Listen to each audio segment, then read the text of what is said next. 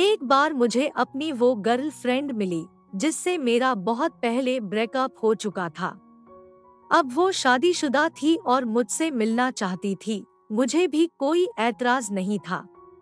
हम दोनों के बीच पहले कभी कोई शारीरिक संबंध नहीं हुआ था, क्योंकि हम दोनों एक दूसरे को बहुत प्यार करते थे।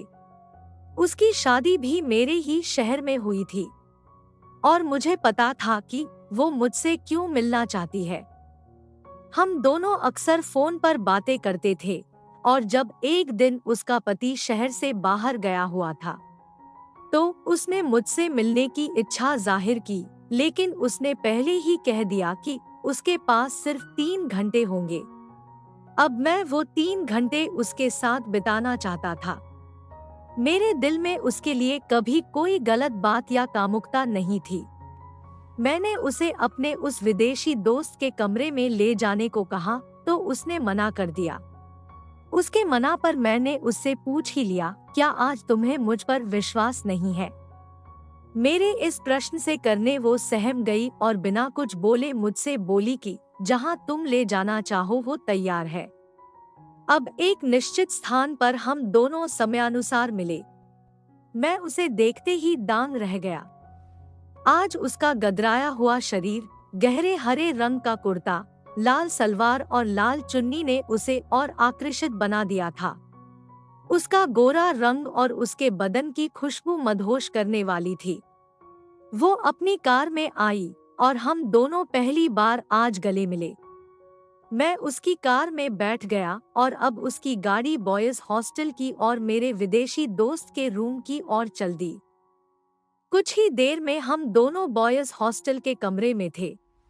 कमरे में पहुंचते ही उसने मुझे गले लगा लिया और उसकी आंखों में आंसू आ गए। मैंने उसके आंसुओं को पी लिया और उसकी जिंदगी में उसका हमेशा साथ निभाने का वादा किया। वो आई लव यू कहकर मेरे गले से चिपक गई। उसका गले लगना मेरे अंदर कोई कामुकता पैदा नहीं कर रहा था। मेरे दिल में आज भी उसके लिए वही पुराना प्यार था, और वो प्यार एक Thank you शारीरिक guys नहीं, for एक watching आत्मिक, this video. स्पिरिचुअल था। Recently we are hitting हम दोनों 1000 एक दूसरे की subscribers. बाहों में Thank घंटों you a बैठे बातें lot करते guys रहे। for your love and हम दोनों support. एक दूसरे की बाहों में घंटों बैठे बातें करते रहे। उसने मुझे रिझाने की बहुत कोशिश की, लेकिन शायद वो मेरे उस प्यार को नहीं समझ पा रही थी। 1 घंटा बीता, 2 घंटे बीते, हम दोनों ने एक दूसरे को किस भी किया, लेकिन आज मुझे उसके साथ कोई उत्तेजना नहीं हुई।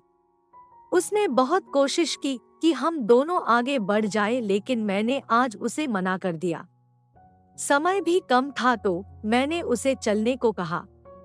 वो बेचारी भी चलने को तैयार हो गई। जाने से पहले उसने मुझे गले लगाया और चूमा, फिर यह कहकर कि मैं उसके लायक नहीं हूँ जाने लगी।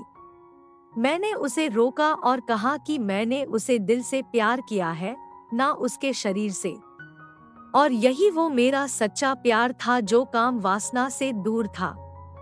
लेकिन शायद वो नहीं समझ पाई और चली गई। उसके बाद मैंने भी पीछे मुड़कर कभी नहीं देखा।